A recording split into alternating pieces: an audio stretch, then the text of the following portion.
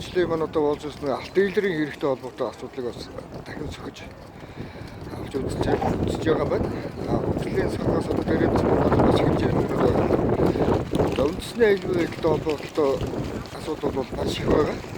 Яг нь ураны үйл ажиллагаатай холбоотой асуудлыг дэлгэн тавихгүй бол бас болохгүй байна. Яг тэгэхээр одоо энэ газар дор маш хэмжээний орон суудлын үйл ажиллагаатай холбоотой Пакистаны үйл ажиллагаатай холбоотой удаач газар дор одоо нэлээдгүй одоо амьдарч одоо ажиллаж байгаа гэдгээс ойлгох зүйтэй. Монгол Улсын засгийн газрын үйл ажиллагаа хэрэгсээ хэтэрсэн. Ер нь бол Монгол Улсын үндэсний аюулгүй байдлыг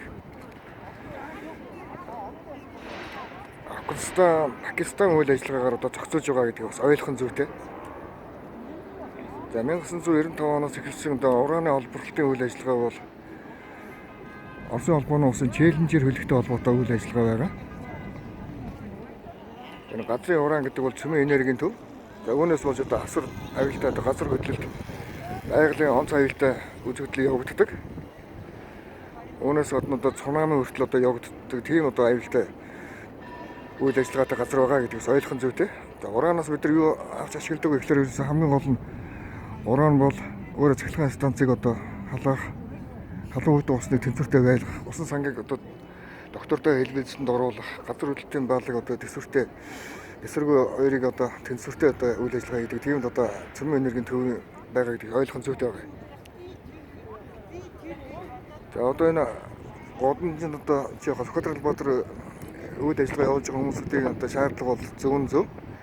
Гэхдээ юуны цаанууд үндэсний аюулгүй байдалтай холбоотой Хятад болон Солонгосын одоо мафийн бүлэглэл одоо маш хэмжээгээр одоо газар дор ураны олборлолт хийж байгаа хууль бус үйл ажиллагаа явагдаж байгаа гэдгийг одоо үндэсний аюулгүй байдлын үүднээс одоо Монгол Улсын ариун маргааш төгрөгийн эрдэнэт өөрөө одоо хэлээд байгааг ойлгох хэрэгтэй байгаа юм л да.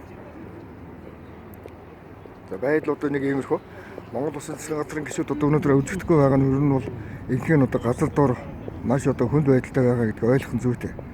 Ер нь бол Монгол Улсын их хурлын гишүүд болон засгийн газрын гишүүд байхгүй байгаа шүү дээ. Тэгээд энэ Годамжинд одоо засгийн газар байгуулсан. Түүнийг одоо Сүдрийн засгийн газраас гадна Годамжины засгийн газар гэж нэр өгсөн одоо тиймэрхүү одоо таарчуд одоо маш их байгаа гэдгийг ойлгох зүйтэй.